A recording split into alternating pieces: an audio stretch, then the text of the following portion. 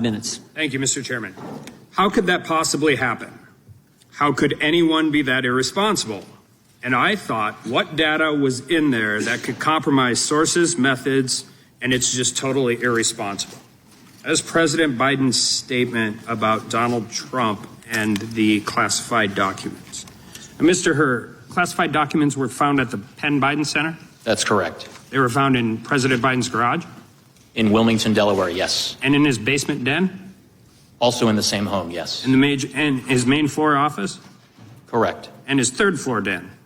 Correct. At the University of Delaware? Correct. And at the Biden Institute? Correct. All right. And the elements of the crime for this, I mean, we get into all of this, but the elements of the crime are pretty simple, right? President Biden had unauthorized possession of a document, writing, or note. That's correct. Correct. And that the document, writing, or note related to national defense. Correct. And that the defendant, and we may talk about the willfully part here in a second, retained the document, writing, or note and failed to deliver it to an employee or officer entitled to receive it. Correct. There is a willfulness intent element, as you say. But those are the elements of the crime. Including the intent element, yes. Yeah. And there are at least two different quotes, right, where he told his ghostwriter, and this is in your report, in a matter of fact, and this is February 16, 2017, that he had just found all this classified stuff downstairs. He did make that statement that was captured on an audio recording. And on April 10th, 2017, Biden read aloud a classified passage related to a 2015 meeting in the Situation Room. That is in the report, yes. And these are national security documents. Afghanistan, I mean, has been mentioned, a whole bunch of those things, right? Correct. And at one point in time, his personal attorneys and the DOJ attorneys argued about notes, taking all of the different things and compared it to Reagan.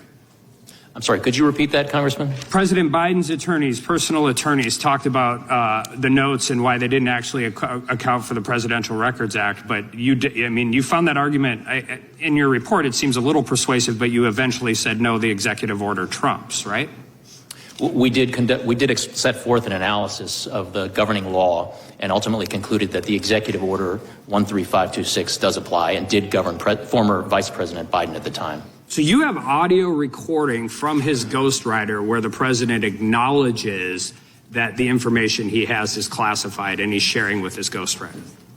We have an audio recording capturing a statement from Mr. Biden saying to his ghostwriter in February of 2017, quote, "I just found all the classified stuff downstairs," end quote. And then again reciting passages from a meeting in the Situation Room. Yes. And those are in President Biden's own words. Correct. Right. So and the ghostwriter has no classified, he has no clearance, no classified clearance to anything, correct? That is our understanding, that Mr. Zwanitzer was not authorized to receive classified information. Okay, so the elements are possessed documents, the documents related to national defense, and willfully retained those documents, and in this case, shared them with somebody who was not allowed to receive them. There are different subsections of 18 U.S.C. 793. One subsection relates to the willful retention, and another relates to disclosure of national defense information. Well, I mean, the willful retention, we've got the Penn Biden Center, the garage, the basement den, the main floor office, the third floor den, the University of Delaware, and the Biden Institute. We have a 50-year career of a person who has not been very great at dealing with classified documents throughout, even prior to his time as vice president, when he was in the U.S. Senate, right? We do address each set of those documents in the report, Congressman. So the difference, but I think this is really important because the difference is it appears just from reading the report, he has been, we heard all about exonerated and all of those different things. It appears from the report he met every actual element of the crime. So I want to talk about the department principles on federal prosecution, because that actually has nothing to do with the underlying elements, correct? It's whether or not you can prove this at trial. Under the department's justice manual and the principles of federal prosecution, a prosecutor has to assess the evidence and determine whether, in his or her judgment, the probable outcome will be a conviction at trial. So whether or not you meet the elements of the crime, which I think it's clear that he does, the second part of this is this, and that's where it gets into the sympathetic, well-meaning elderly man with a poor memory. You could have just said we don't prosecute sitting presidents, but you did not. And you entered this, but that doesn't have anything to do with the actual elements of the crime. That has to do with getting a conviction at trial, correct? Well, Congressman, part and parcel of a prosecutor's judgment as to whether or not a conviction is the probable outcome of trial is assessing how the evidence identified during the investigation lines up with the elements and what proof can be offered to a jury during a trial. Sure, but his well-meaning elderly old man has nothing to do with the underlying elements of the crime. Well, it certainly has It's a presentation to the jury. It certainly has something. Back. Gentleman can respond.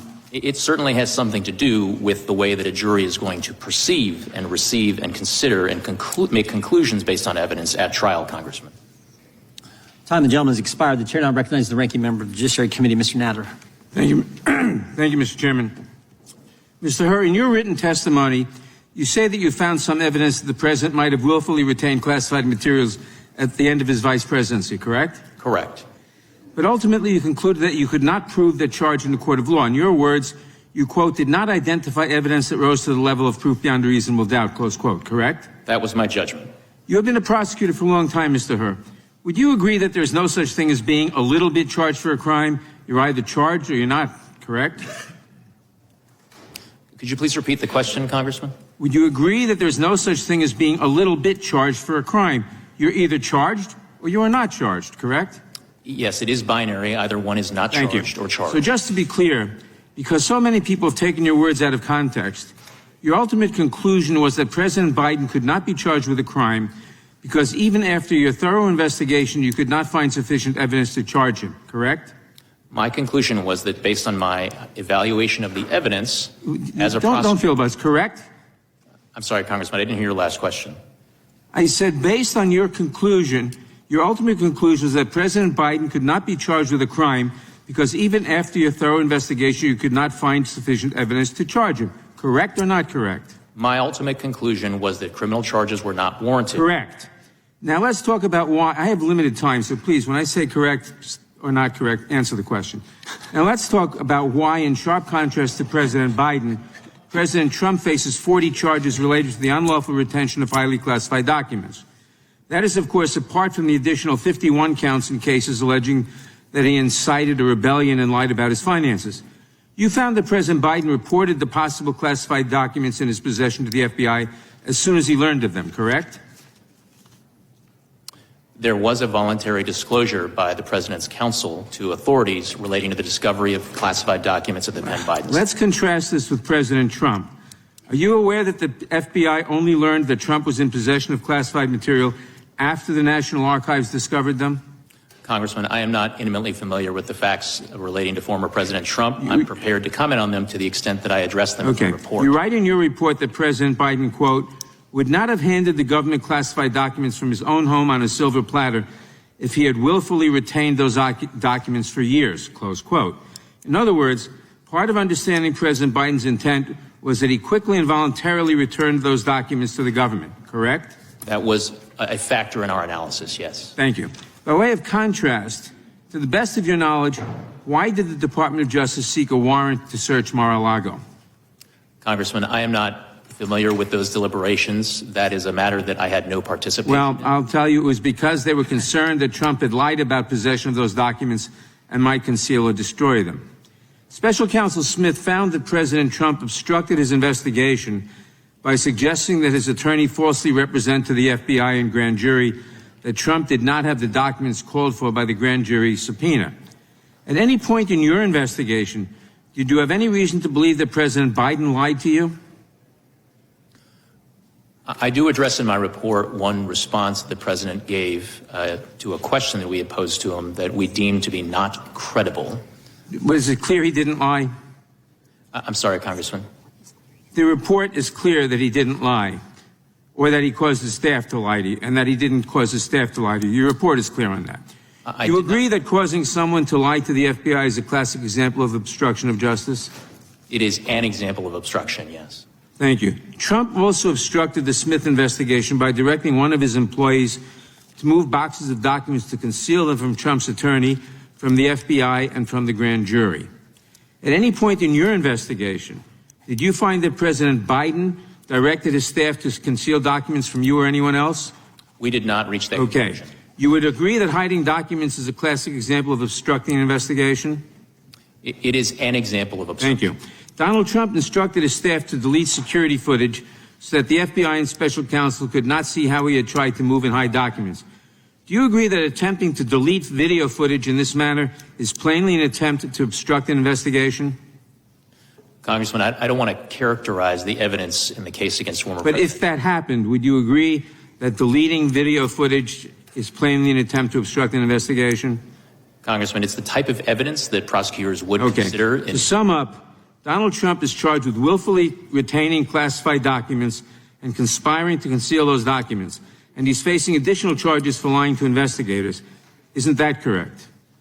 Those are allegations that are in a pending indictment against former President Trump. And the reason why President Biden is not facing a single charge, Mr. Herr, is not because you went easy on him, but because after reviewing 7 million documents and interviewing nearly 150 witnesses, including the president himself, you could not prove that he had committed a crime. I yield back. Gentleman yields back. The gentleman from Mr. McClintock, gentleman from California, is recognized. Thank you, Mr. Herr. I first want to get this straight. Is it now okay if I take home top secret documents, store them in my garage, and read portions of them to friends or associates? Congressman, I wouldn't recommend it, but I don't want to entertain any hypotheticals at this point. Was it okay? I mean, I can do that now under this new doctrine?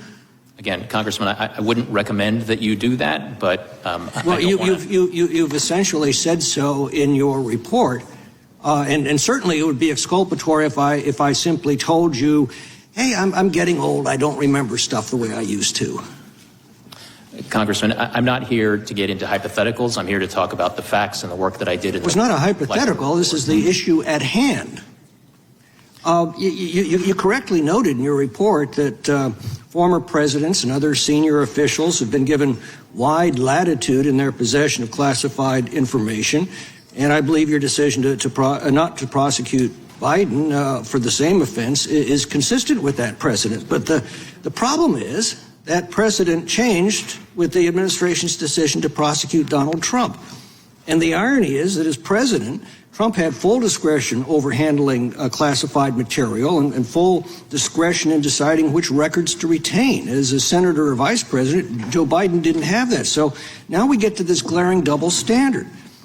I think it would be toxic to the rule of law on its face if it was just two ordinary citizens. But the fact that the only person being prosecuted for this offense happens to be the president's political opponent makes this an unprecedented assault on our democracy. This is the worst we could expect from a banana republic. And I wonder how you square this. Congressman, I do address, as I was required to as a prosecutor, a relevant precedent in the form of the allegations in the indictment against former President Trump. I set forth my explanation and my assessment and comparison of those precedents in my report, and I am not here to comment any further beyond what's in my report. You said, for example, that there was no evidence beyond reasonable doubt. Well, you got the fact that he had classified material in his possession and control in multiple settings for multiple years, that he told others he was aware of this, and that he shared that material with others. The mind boggles at what beyond reasonable doubt would actually mean. Well, as I set forth at length in my explanations in chapters 11 and 12 of the report, my assessment is that the evidence, if presented at trial alongside potential defense arguments, would not probably result in a conviction at trial. Well, that's one of the points you make, is that President Biden's likely to be an elderly, sympathetic figure with a poor memory. But how does that bear on any individual's guilt or innocence? Isn't that, again, a question for a judge or jury to decide after guilt or innocence is determined? It is. And again, here's the problem. Donald Trump's being prosecuted for exactly the same act that you've documented that Joe Biden committed. Congressman, if I understood your question correctly, you said, isn't that a question for a jury? And it most certainly, through the lens of my question is, does that bear on the guilt or innocence of an individual? It certainly bears on how a jury is going to receive and perceive and make decisions. So the answer to my earlier question is correct. All I have to do when I'm caught taking home classified materials to say, I'm sorry, Mr. Herbert, but I'm getting old. My memory's not so great. Yeah, Congressman, this is the doctrine that you've established in our laws now, and it's frightening. Congressman, my intent is certainly not to establish any sort of doctrine. I had a particular task. I have a particular set of evidence to consider and make a judgment with respect to one particular set of evidence, and that is what I did. Well, Mr. Herr, here's the fine point of the matter. The foundation of our justice system is equal justice under law. That's what gives the law its respect and its legitimacy.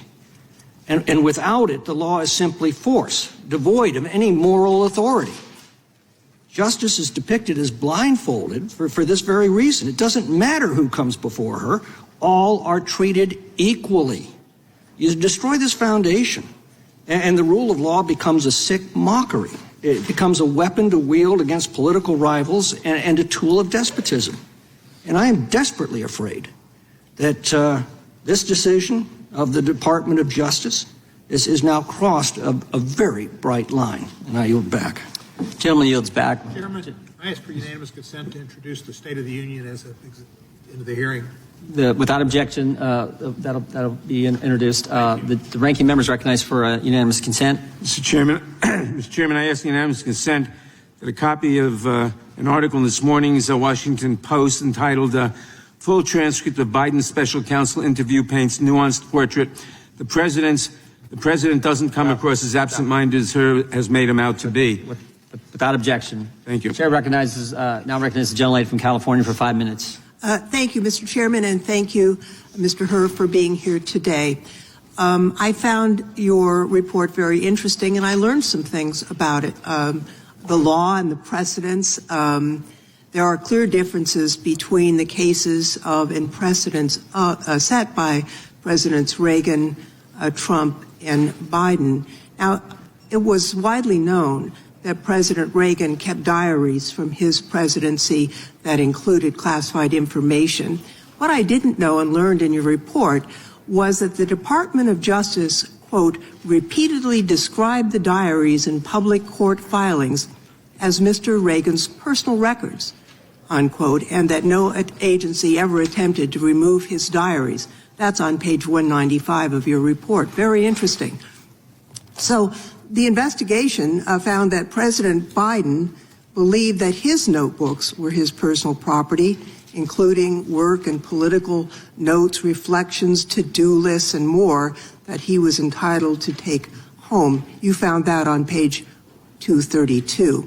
So while much of his notebook was work-related, he still had some purely personal subjects like, again, I quote, gut-wrenching entities about the illness and death of his son, Beau, and that's on page 82 and 253 of your report.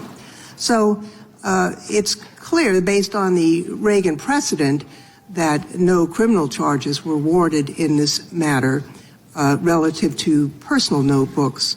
Now, I want to be clear that although the notebooks contain some very personal information and President Biden considered them his personal property, the President allowed your team to seize and review all of the notebooks you found. Is that correct?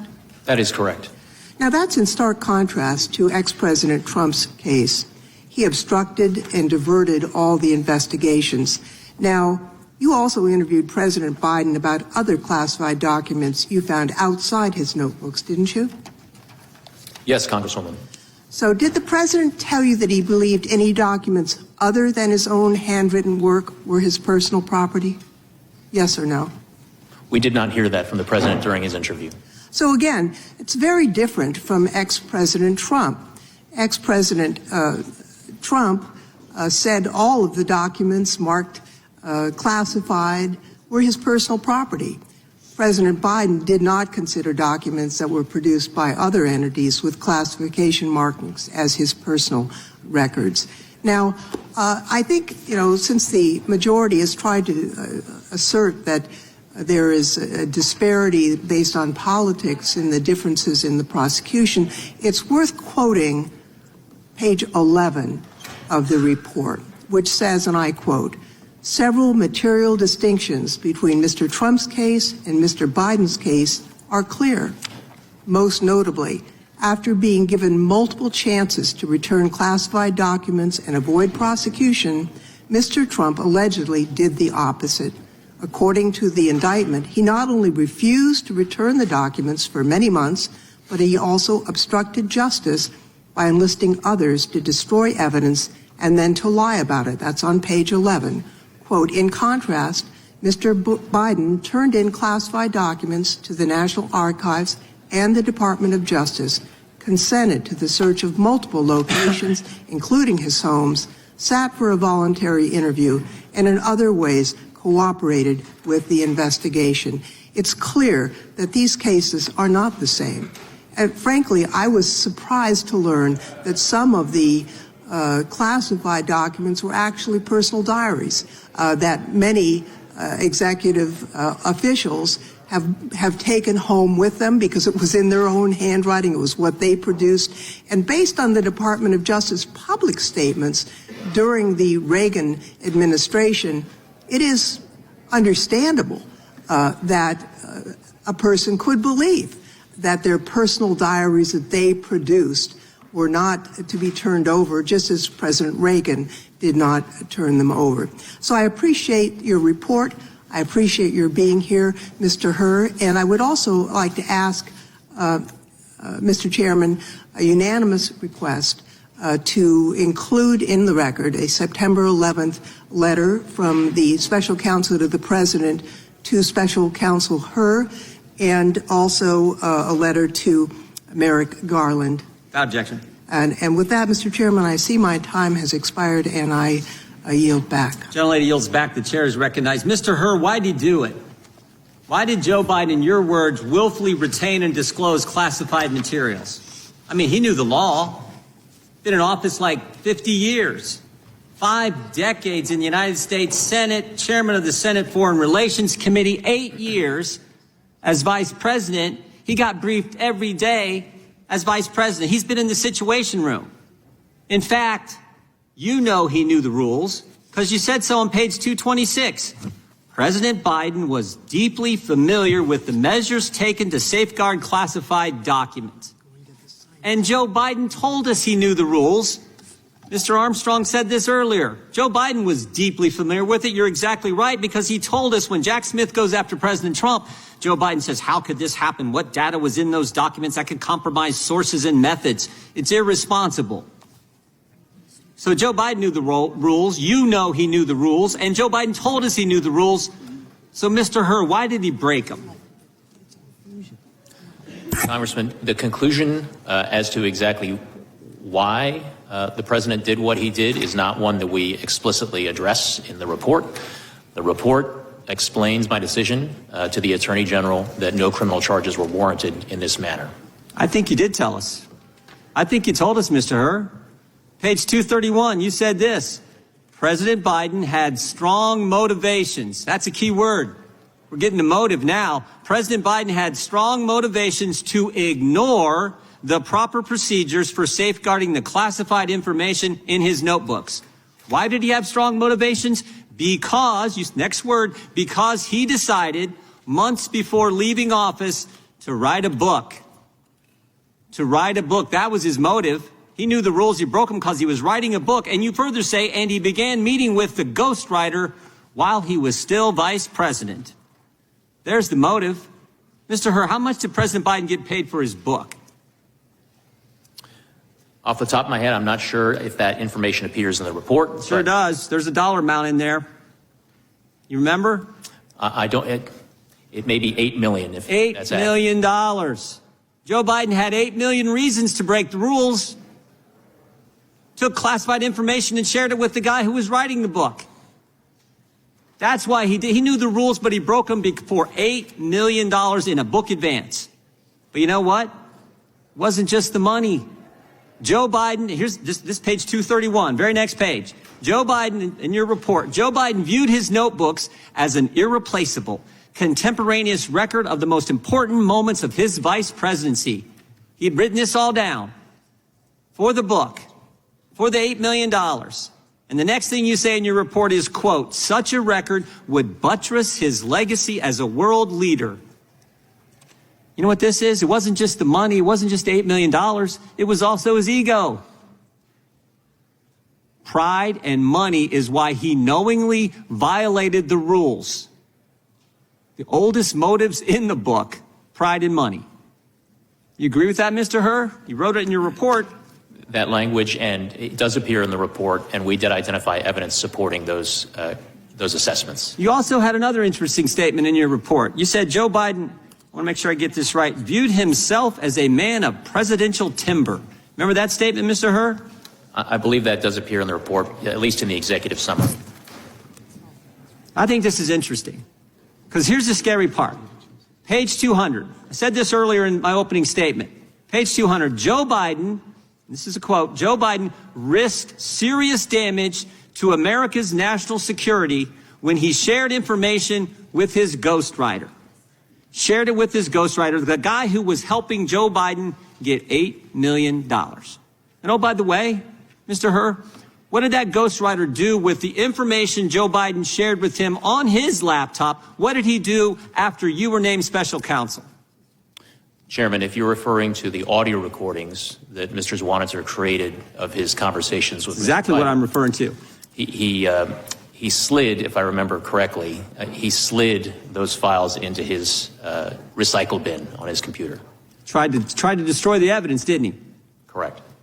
The very guy who was helping Joe Biden get the $8 million, Joe Biden had used the motive for Joe Biden to disclose classified information, to retain classified information, which he definitely knew was against the law.